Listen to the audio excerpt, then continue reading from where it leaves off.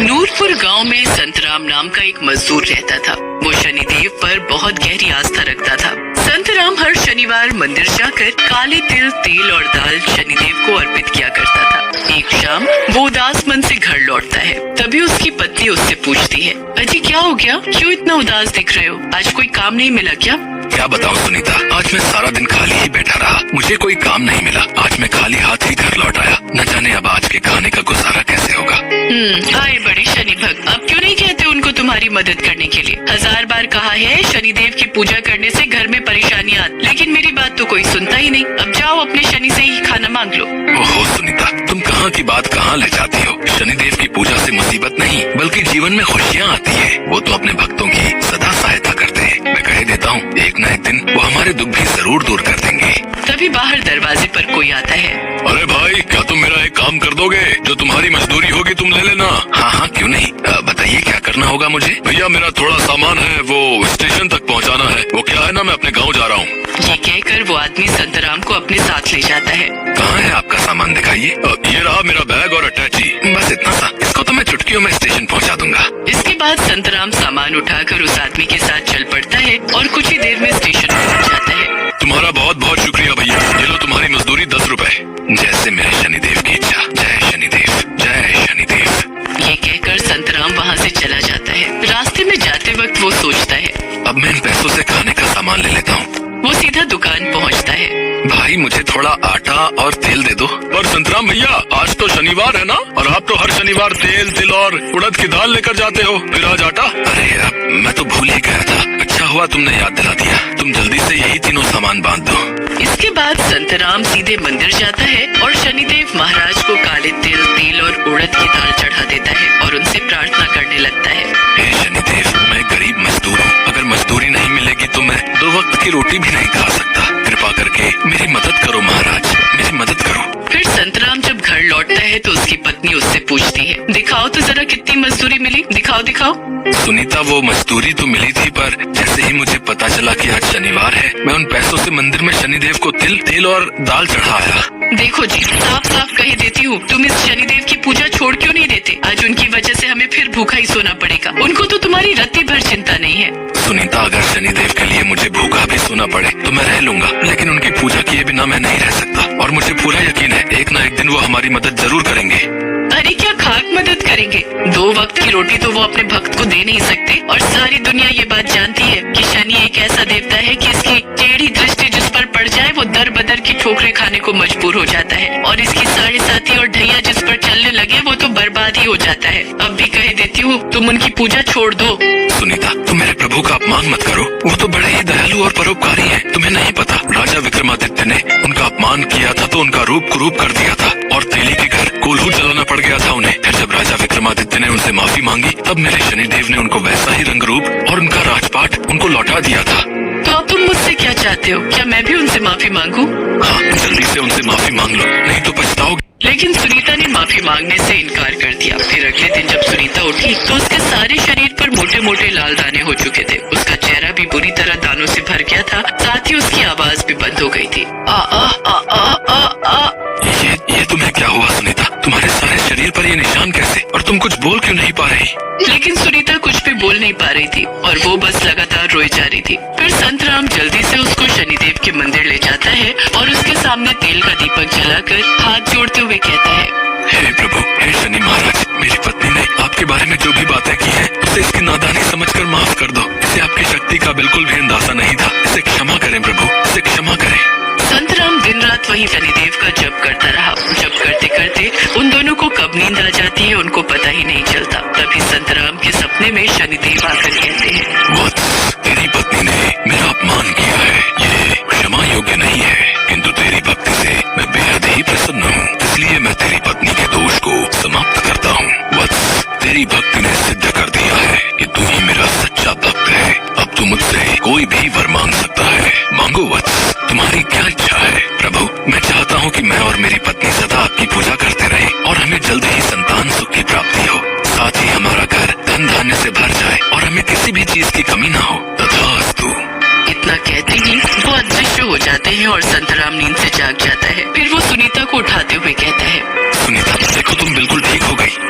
ये अरे ये कैसे? पूरी तरह ठीक हो गई और अब मैं बोल भी सकती हूँ। कैसे हुआ ये चमत्कार?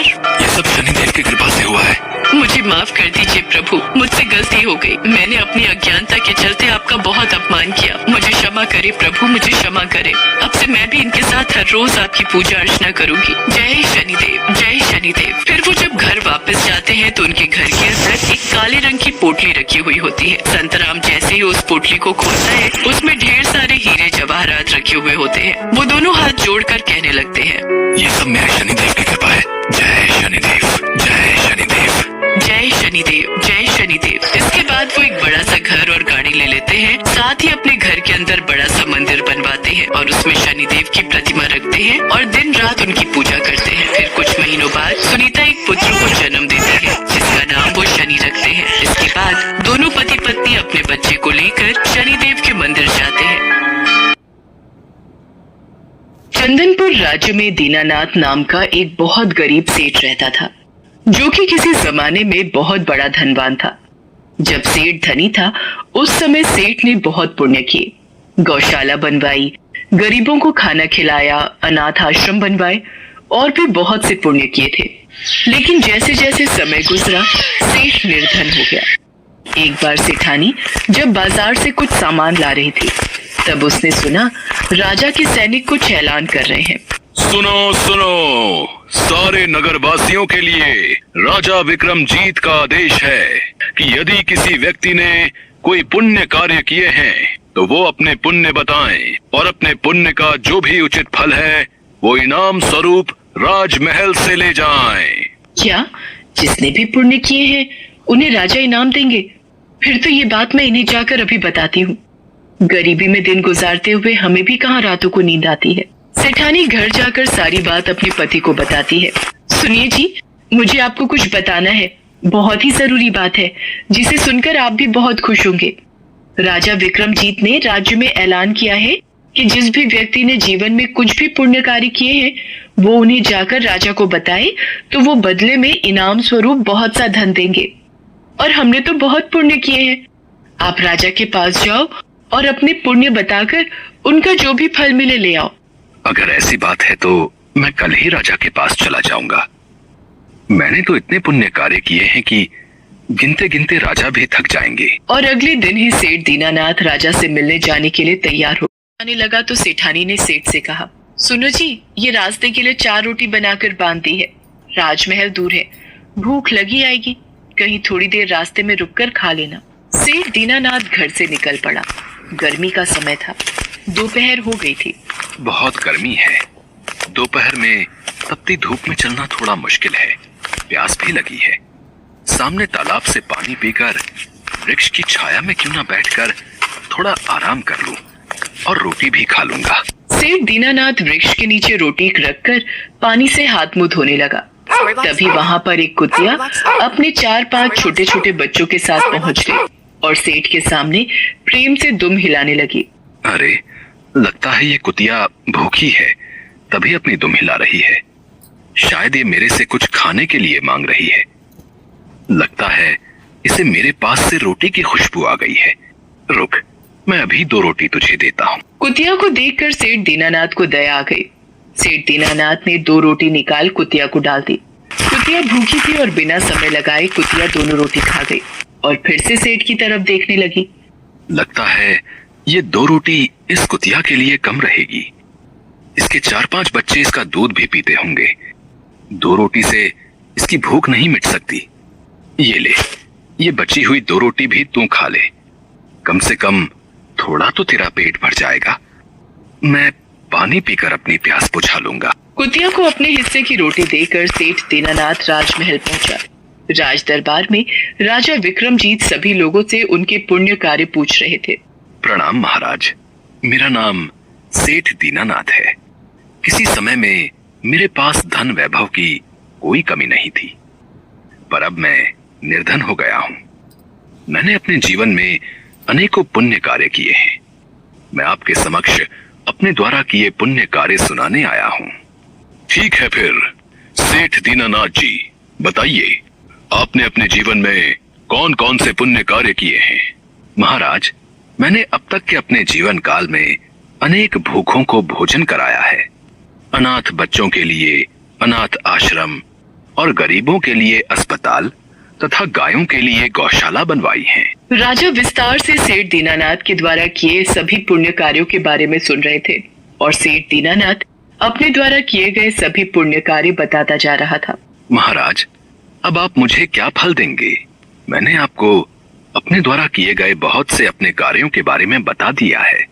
सेठ दीनानाथ, मैंने आपके द्वारा किए गए पुण्य कार्यों को ध्यान से सुना, पर आपके इन पुण्य कार्यों का मेरे पास कोई फल नहीं है।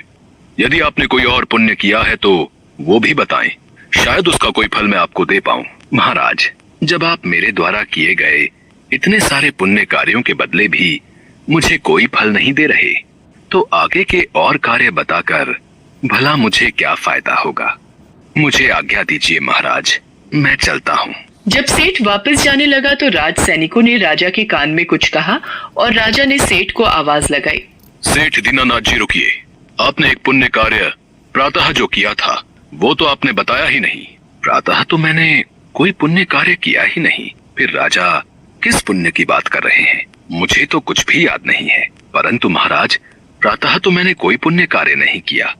मुझे तो ऐसी कोई बात याद नहीं है। सेठ दीनानाथ जी, आज प्रातः आपने एक कुतिया और उसके भूखे बच्चों को अपने हिस्से की 4 रोटी खिलाई, परंतु उस पुण्य कर्म को भूल गए। आपके द्वारा किए गए उस पुण्य के बदले जो भी मांगना चाहते हो मांग लो, वो आपको मिल जाएगा। महाराज, मेरे मन में एक प्रश्न है जो मैं जानना चाहता हूँ। मेरे द्वारा किए गए पिछले सभी पुण्य कार्यों का कोई मूल्य नहीं है और एक कुतिया को खिलाई गई 4 रोटी, फिर इसका मूल्य क्यों? हे सेठ, जो पुण्य करके तुमने याद रखे और गिनकर लोगों को बता दिए, वो सब बेकार हैं, क्योंकि आपके अंदर मैं भावना बोल रही थी कि ये मैंने किया। जब आप में मैं की भावना आ गई तो आपके सब कर्म व्यर्थ हो गए। जो सेवा सुनाकर की जाए, भला वो सेवा ही क्या, परंतु जो सेवा प्रातः आपने रास्ते में कुतिया को 4 रोटी का पुण्य करके की, वो आपकी सबसे बड़ी सेवा है। उसके बदले आप मेरा सारा राज्य भी ले लें तो भी बहुत कम है। महाराज, मुझे समझ आ गया है, हमें कोई भी पुण्य कार्य सुनाकर या बताकर नहीं करना चाहिए। यदि हम किसी को दान दे रहे हैं तो वो भी देने के बाद भूल जाना चाहिए। हमें दान और मदद निस्वार्थ भावना से करनी चाहिए। सेठ दीनानाथ को ये बात समझ में आ गई थी कि जो पुण्य कार्य बिना जताए किया जाए वही असल में पुण्य कार्य है। ढिंढोरा पीट कर किया गया पुण्य कार्य कोई फल नहीं देता। राजा विक्रमजीत सेठ दीनानाथ को बहुत सारा धन देकर विदा करता है। उस दिन के बाद से फिर दीनानाथ के गरीबी के दिन दूर हो जाते हैं और वह परोपकार के रास्ते पर चलते हुए अपनी पत्नी के साथ खुशी खुशी जीवन गुजारने लगता है।